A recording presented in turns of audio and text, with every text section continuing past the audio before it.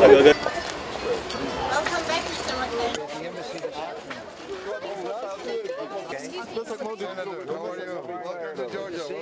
to see you again.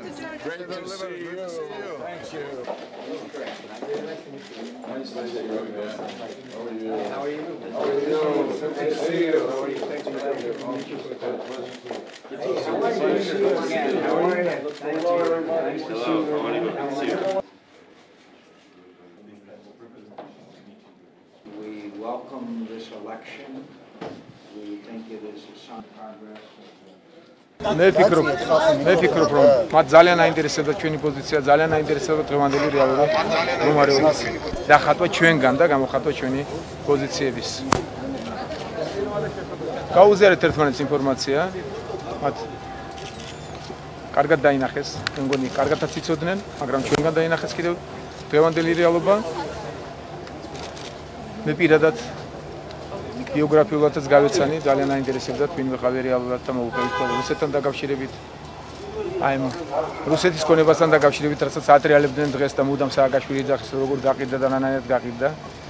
იცით უთხარი ბატონმა კეინს რომ გუშინ ამერიკულმა ფონდმა შეიძინა ჩემი ბოლო ქონება, რომელსაც მე გვირდებოდით რომ სოფლის მეურნეობა არ ქონდა გაყიდული და სოფლის მეურნეობის პროექტის ბოლო ქონება რაც იყო ჩემი რუსეთში გაიყიდა გუშინ და ეს იყიდა ამერიკულმა ძალიან ცნობილმა ფონდმა.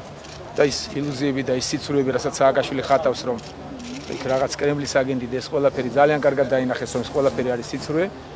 ნახეს ის ძალადობის და სიცრუის ფაქტები ძალიან ბევრი, რომელიც ჩვენ გავაცანით.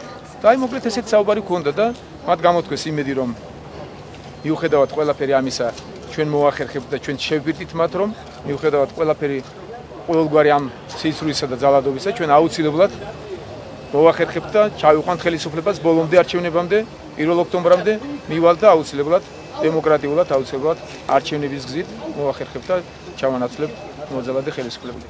არც ერთ შემთხვევაში, როგორც არ უნდა განვითარდეს მოვლენები, არც ერთ შემთხვევაში ჩვენი კოალიცია არ მოუწოდებს და არ მოხდება ის, რომ სამოქალაქო დაპირისპირება მოხდეს. ჩვენ მხოლოდ კანონიერი გზით, მხოლოდ მშვიდობიანი გზით მოახერხებთ და გავისტუმრებთ მოძალადე ხელისუფლებას. ჩვენ ვისაუბრეთ საარჩევნო პროცესზე, საარჩევნო პროცესის შემადგენელი ნაწილი არის არჩევნების დღე. ამ პროცესის შემადგენელი ნაწილია, ძალიან მნიშვნელოვანი ნაწილია მისი წინა პერიოდი, ვისაუბრეთ მედიის თავისუფლებაზე, იმაზე თუ რა პირობებში იქნა შემოღებული მასტკერი, რომელიც რეალურად საქართველოს მოსახლეობის მხოლოდ 30%-ს აძლევს სრულყოფილი ინფორმაციის მიღების საშუალებას. იმაზეც ვილაპარაკეთ, რომ მასტკერი შეიძლება 1 ოქტომბერს შეწყდეს, თუმცა არსებობს საზოგადოების დიდი მოთხოვნა, რომ ეს ასე არ მოხდეს და ვილაპარაკეთ იმაზე, რომ არჩევნების დღის შემდგომი პერიოდიც ასევე მნიშვნელოვანია.